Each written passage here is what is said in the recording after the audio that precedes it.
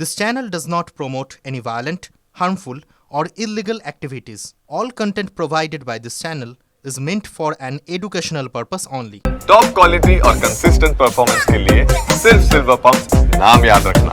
এবার একটু বিশ্ববঙ্গ বাণিজ্য সম্মেলনের খবরে চোখ রাখা যাক। বিশ্ববঙ্গ বাণিজ্য সম্মেলনে আমন্ত্রণ না পেয়ে ক্ষুব্ধ তৃণমূল বিধায়ক কৃষ্ণ কল্যাণী। একটিও আমন্ত্রণপত্র না পাওয়া উত্তর দিনাজপুরের জন্য বড় ধাক্কা। সোশ্যাল মিডিয়ায় পোস্ট রায়গঞ্জের তৃণমূল বিধায়কের।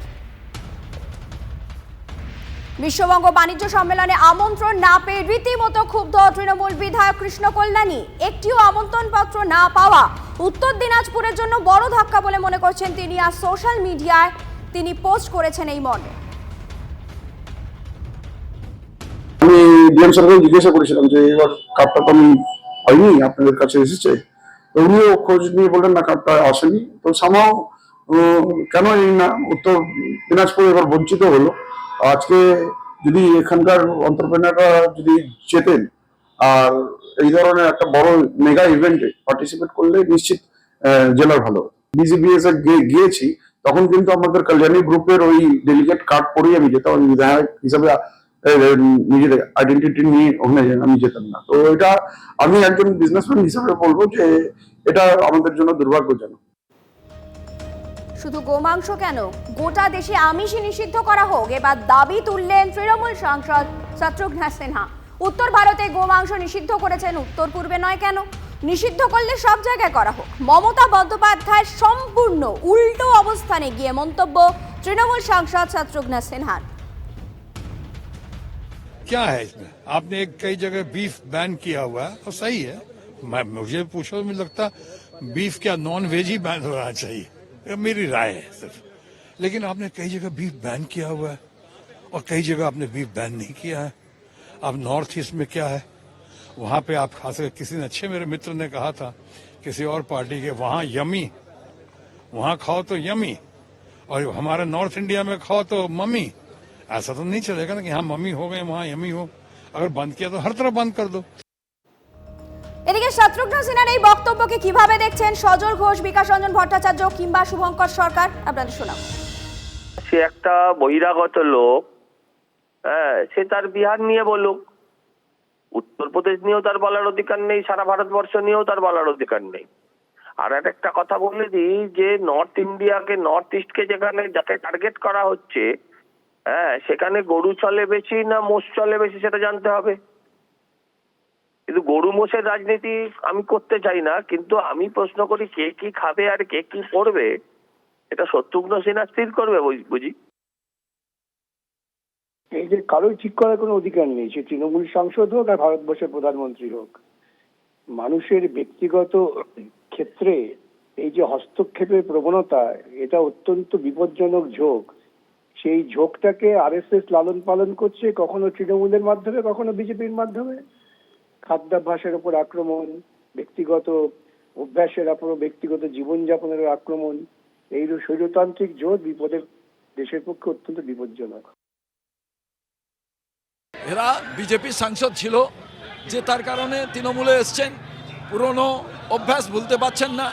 আমার প্রশ্ন, এই দেশ বহুত্ববাদের দেশ, যার যেটা পছন্দ আছে সেটা খাবে। শত্রুঘ্ন সিনহা হোক আর বিজেপি হোক, বিনা পয়সায় কাউকে খাওয়ায় নাকি? অতএব দেশে খাবার কি খাবে, কে কি পড়বে, কে কি লিখবে, কে কি কথা বলবে, আসল কথা এরা সংবিধানটাকেই মানতে চায় না। এটা মৌলবাদী চিন্তার ধারক যারা, তারা এই কথা বলেন। এদিকে রাজ্যের মুখ্যমন্ত্রী মমতা বন্দ্যোপাধ্যায় তিনি এর আগে কি বলেছিলেন আপনাদের শোনাবো। তো মানুষের ইন্ডিপেন্ডেন্সি বলে কিছু থাকবে না।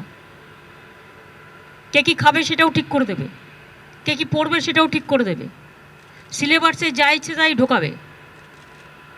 টোটাল মানুষের মাথাটা ডিস্টার্ব করে দেওয়ার একটা, পার্ট আপ করে দেওয়ার একটা পরিকল্পনা।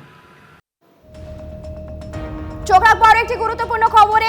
স্বাস্থ্য ভবন অভিযানে একেবারে ধুমধুমার কাণ্ড, সেই ছবি আপনাদের সামনে আমরা তুলে ধরবো। পাশাপাশি এই মুহূর্তে কি ছবি উঠে আসছে জানতে চলে যাবো আমাদের প্রতিনিধি রঞ্জিতের কাছে। রঞ্জিত,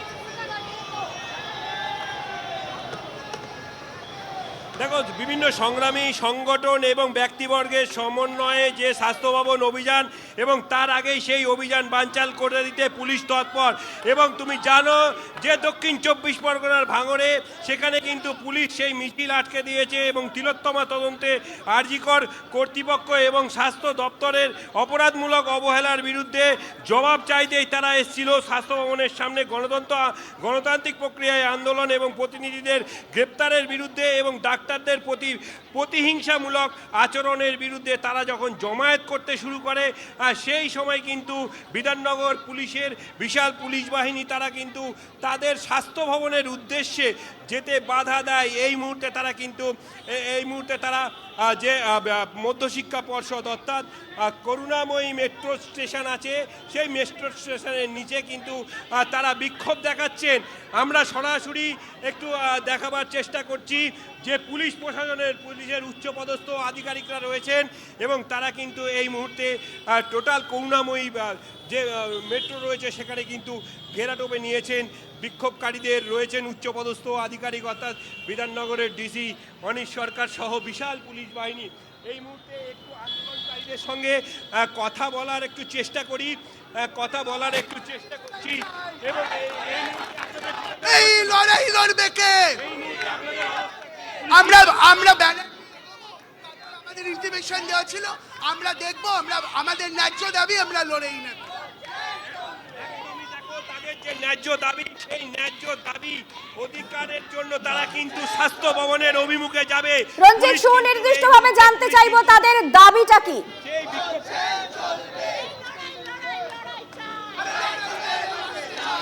দাবিগুলো কি? দাবিটা কি আছে? দাবি আপনাদের কি? আমাদের 4 দফা দাবি নিয়ে আজকে ছিল।